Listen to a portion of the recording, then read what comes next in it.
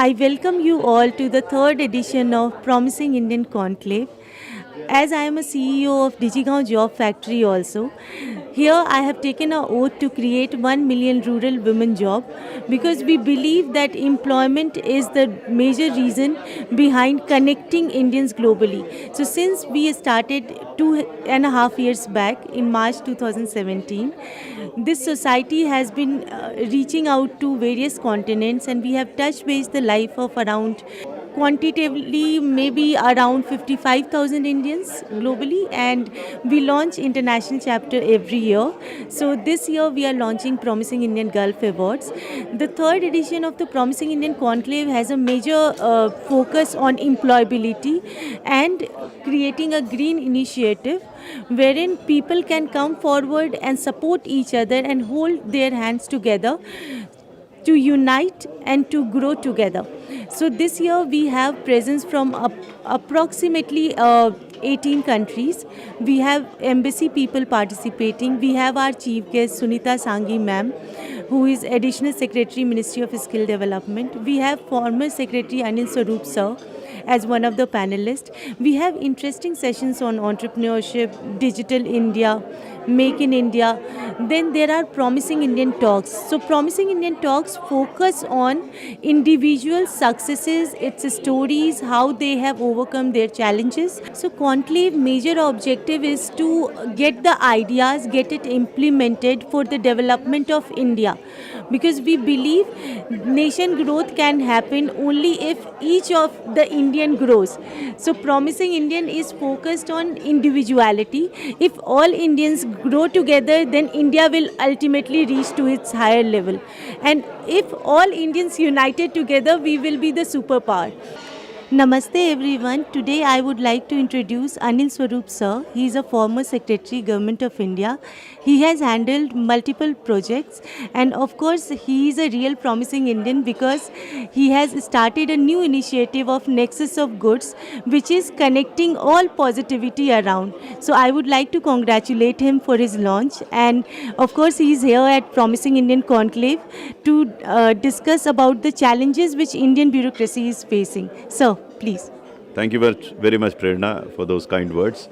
I think that what you've started is a great initiative. Bureaucracy in India has been facing challenges over the years, and this is nothing new. And I think from time to time we should continue to deliberate and see how to overcome those challenges. These challenges could be political, economic, social, and all sorts of challenges that bureaucracy faces.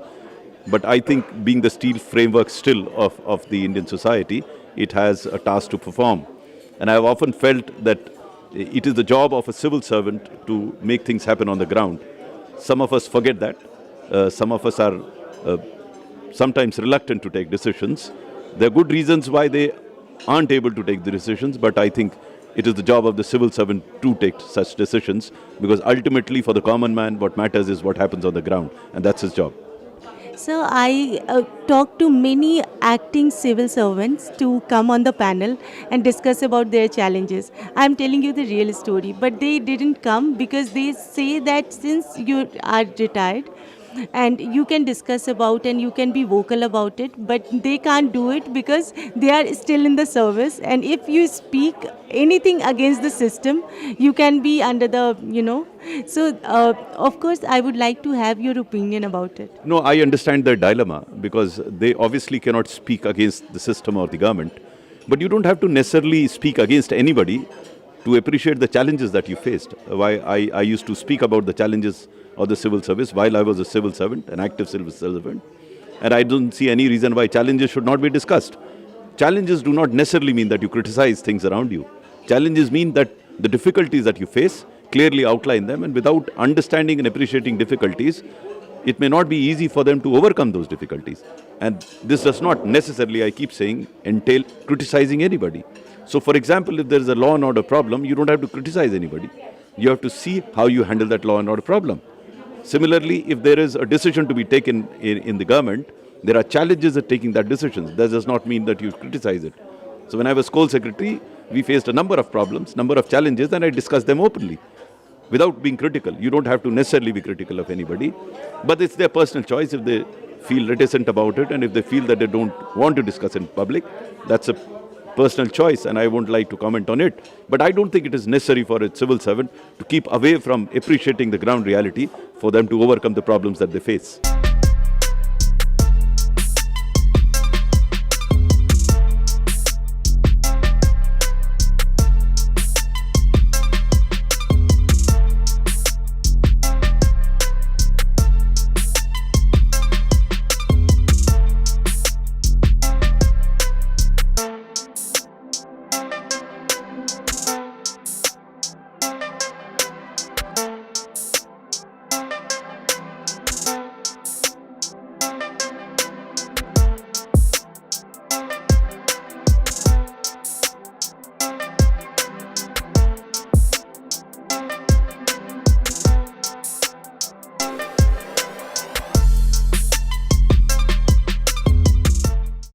Hindustan के लोकप्रिय प्रधानमंत्री श्री नरेंद्र मोदी जी की भी इच्छा है और सरकार का एक कार्यक्रम है कि Beti Padhao Beti Bachao.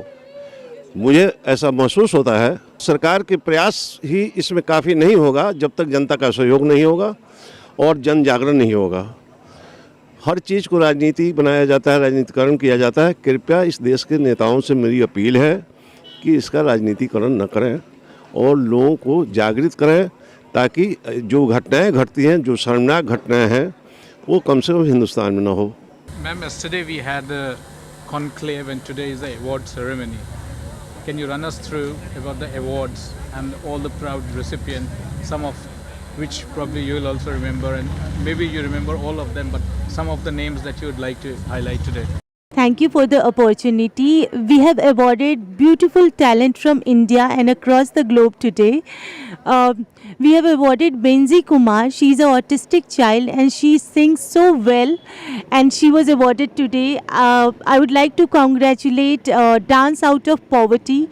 They are training underprivileged children and slum children for dance because they believe that dance changes lives. I would like to welcome the guests from Mauritius, Kuwait, China, Singapore, Dubai, and overwhelmingly we have got a government support through PSUs, ONGC, IOCL, as you can see on the logo.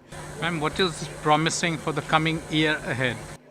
So I would like to reach more continents, more nations now. So next year, 2020 is very challenging for us because we are going to launch our Dubai chapter. So we will be doing Promising Indian Gulf Awards in Dubai in May. Then in July, we will be doing Promising Indian Singapore Award. In August, we'll be doing Promising Indian African Award in Mauritius, which is my favorite always, and this will be the 3rd edition.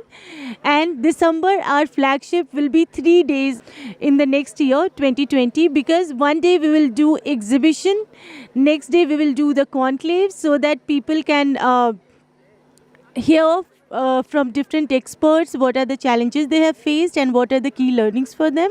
And 3rd day will be the award day.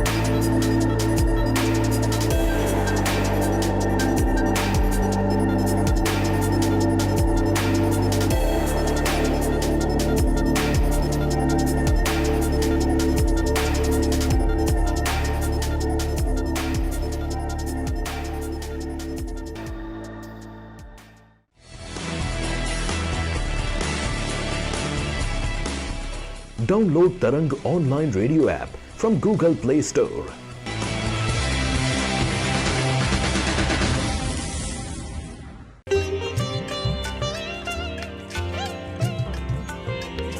You are listening to Tarang Devotional Online Radio.